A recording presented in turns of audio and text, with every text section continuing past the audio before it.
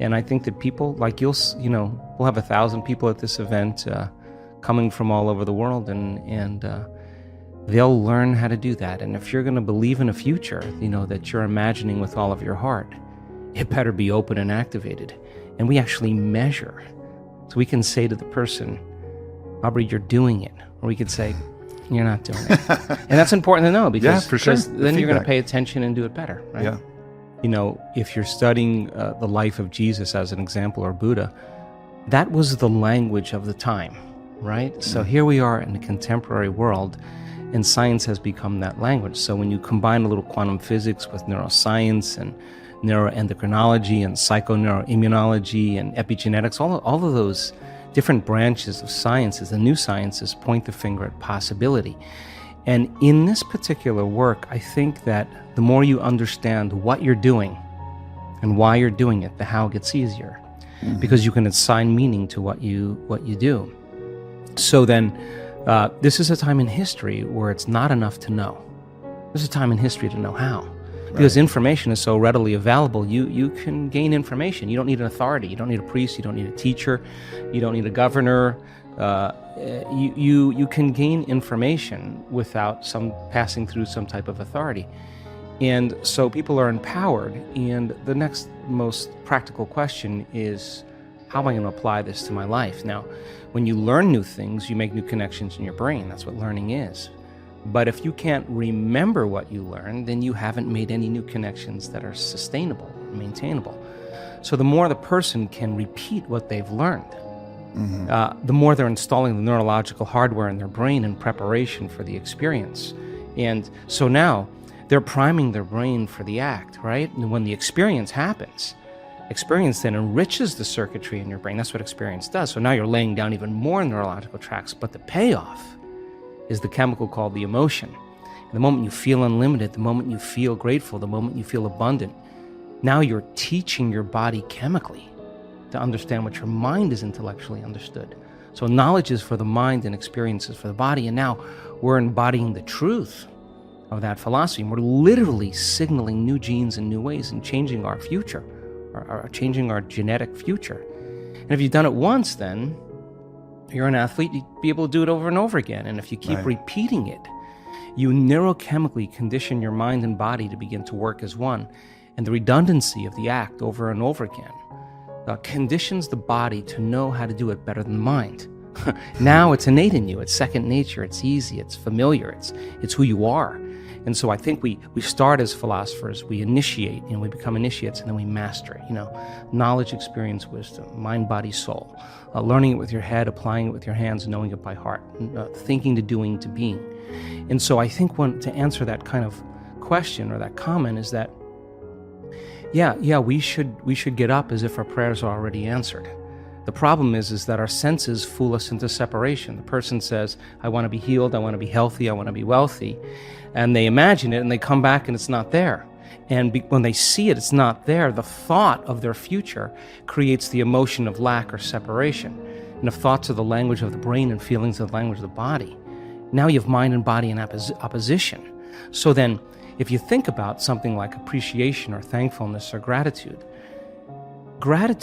when you are receiving something, when you just receive something, when something is happening to you in the moment, or something just happened to you that you enjoy, or you're surprised about, or is pleasing to you, you feel this emotion of gratitude. So gratitude becomes the signature, the emotional signature that it's already happened.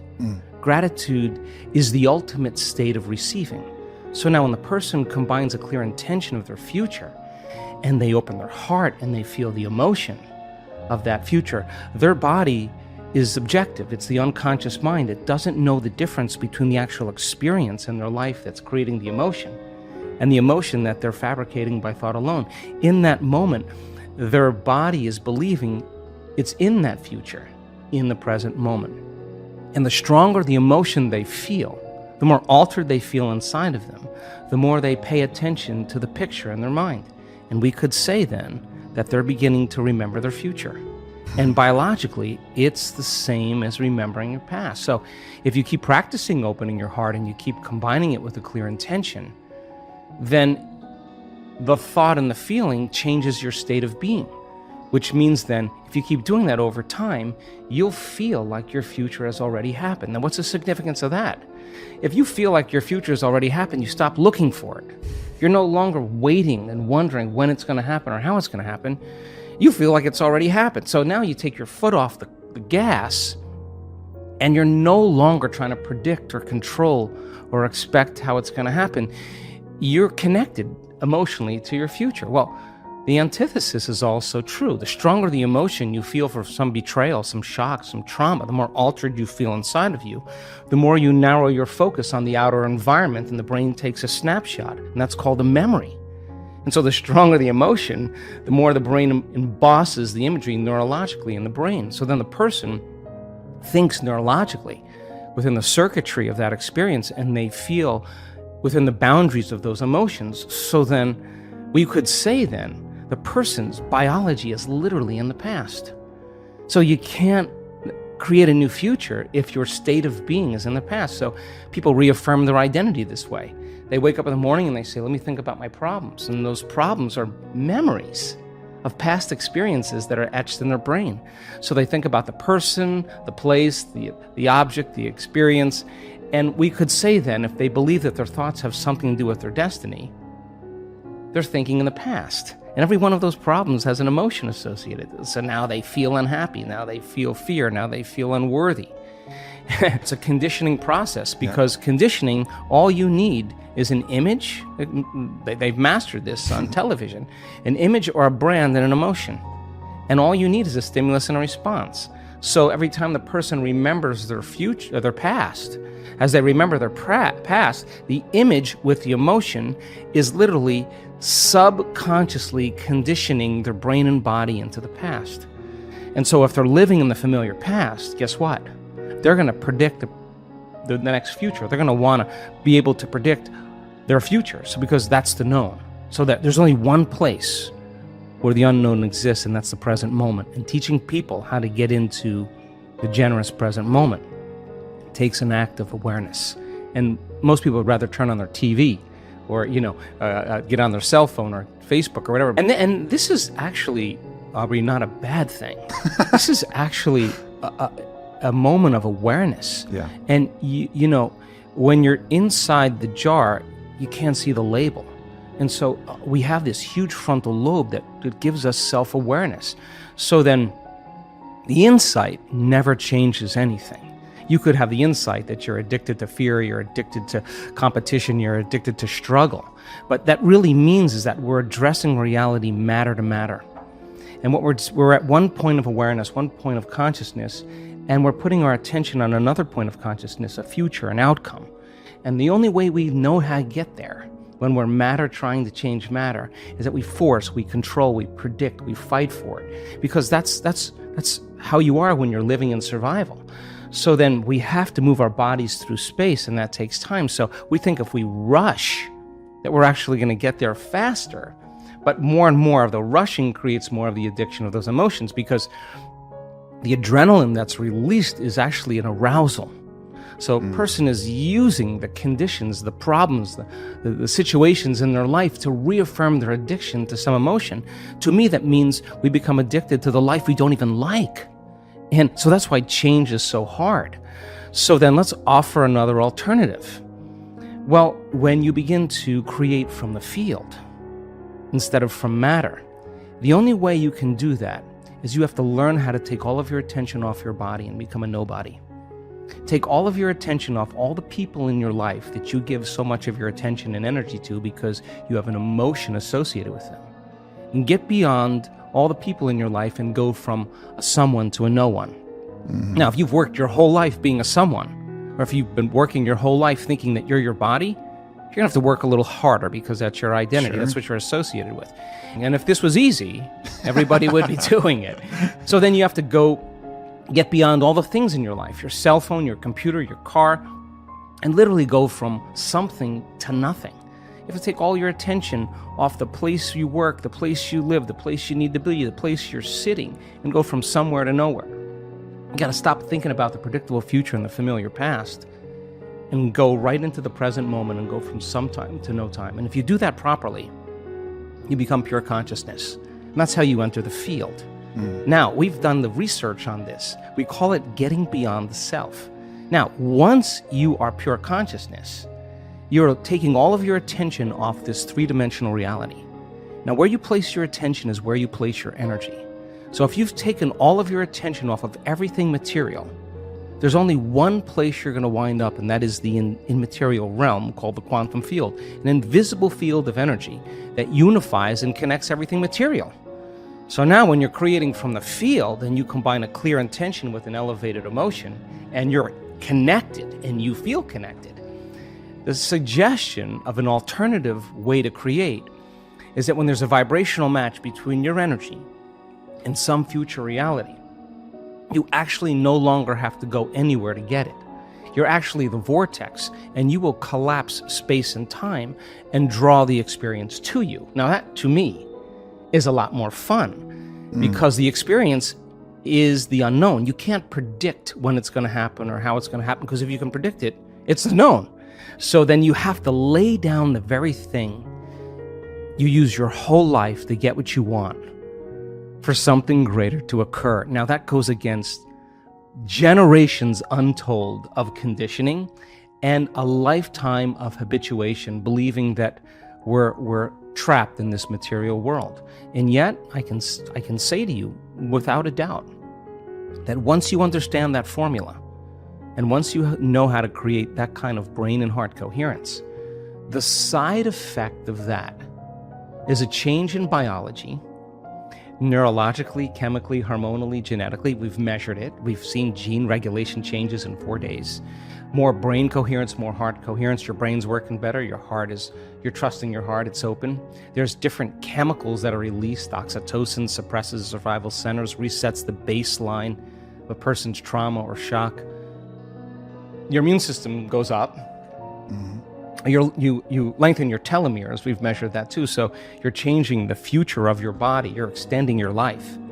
So then the belief, the subconscious belief that is impossible. You may say, oh yeah, I believe that a person can be healed. Yeah, I believe in miracles. But when it comes time to actually execute them, you got to step outside a little bit and you got to trust a whole lot.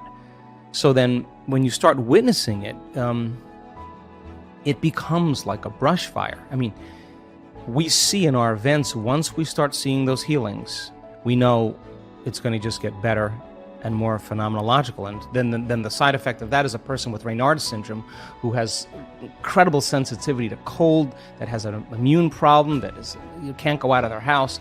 They stand on the stage and they say, I cannot believe it. I was just outside. It's November in London. I have no pain in my hands. And someone in the audience watches the same thing. We had 4 people at that event with Raynaud's syndrome go into complete recovery, into complete remission.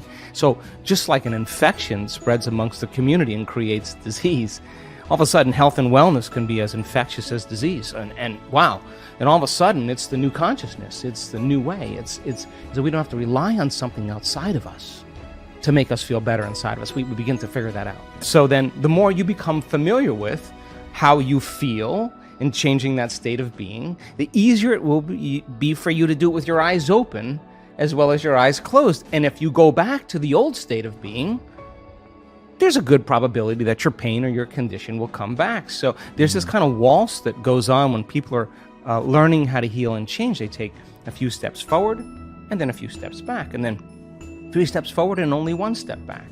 And they got to practice self-regulating. They got to practice what they're paying attention to, what they're unconscious of.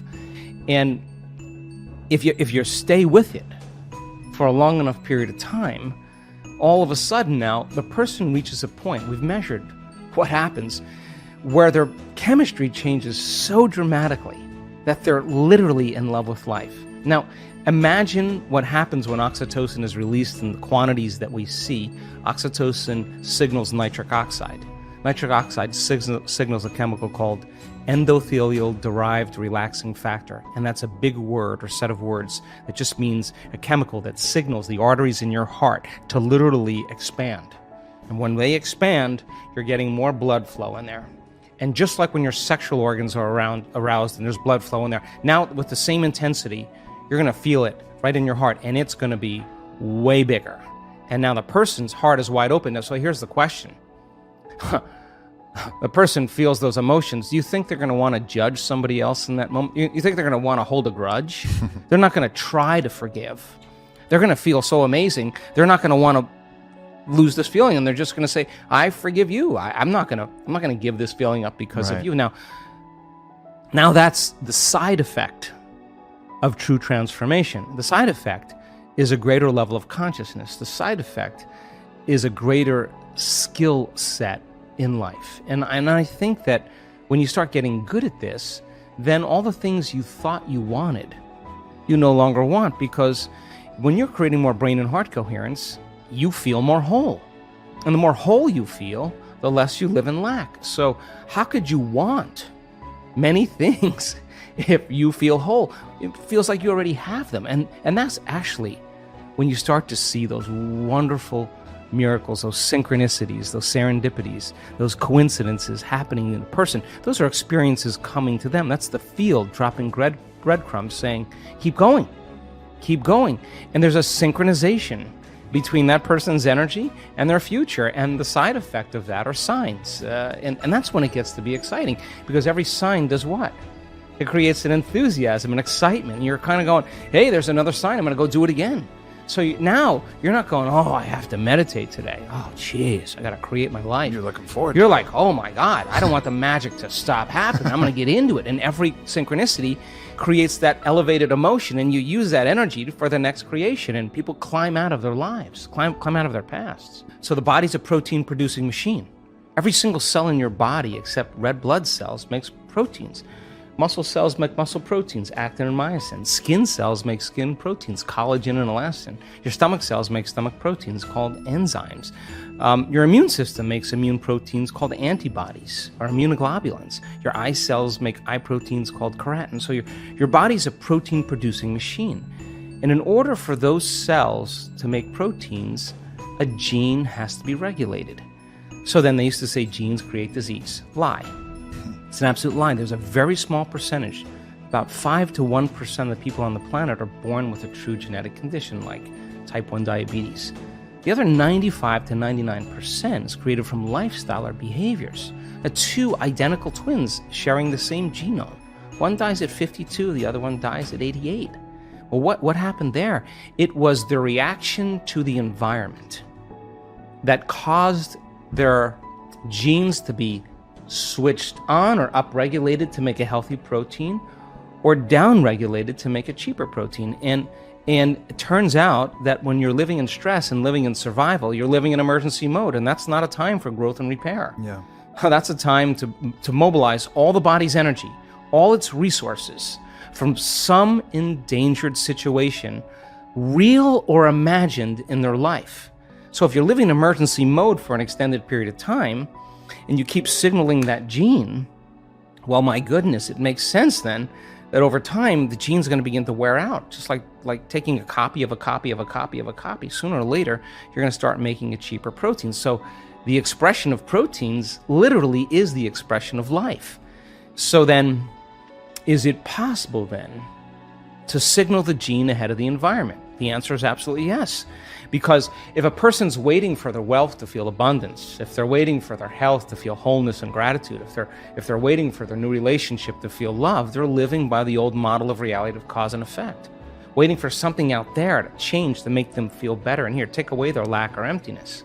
But the moment the person embraces the emotion ahead of the event, if they understood what they were doing and why they were doing it, then if the environment signals the gene, and it does, and the end product of an experience in the environment is an emotion, when you embrace the emotion ahead of the experience, you're signaling the gene ahead of the environment.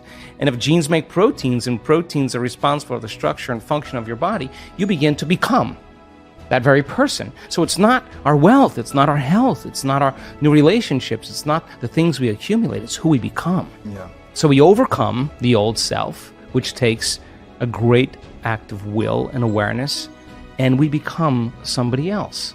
So then when you become it, nobody can take that away from you. In fact, you know that you know how to do it, or you know that you are it. And an abundant person doesn't say, I'm abundant, I'm abundant, I'm abundant, or a healthy person doesn't say, I'm healthy, I'm healthy, I'm healthy. They don't say that. They are it. Yeah. So then most people have just been fooled by their senses, because their 5% of their conscious mind is holding the intent, but their body is habituated into a predictable future, or emotionally conditioned into the past, and they're saying, I'm healthy, I'm healthy, I'm healthy, or I'm happy, and the body's going, you're miserable, you're unhappy. That thought can't even make it past the brainstem to the body. So then, teaching people how to self-regulate, they have no idea when they start changing their emotional states, the amount of biological and energetic changes that take place within them and all around them. So then develop that skill and get really good at this. Then for the most part, you wouldn't be so interested in so many material things. You would be interested in facing off with yourself every day and asking, what is it that stands in the way between me and my future? What is it that stands in the way between me and my connection to the quantum field? I think that's the real question. This is an unlearning process. I mean, Watson and Crick, telling people that genes are a library of possibilities. So we express 1.5% of our DNA.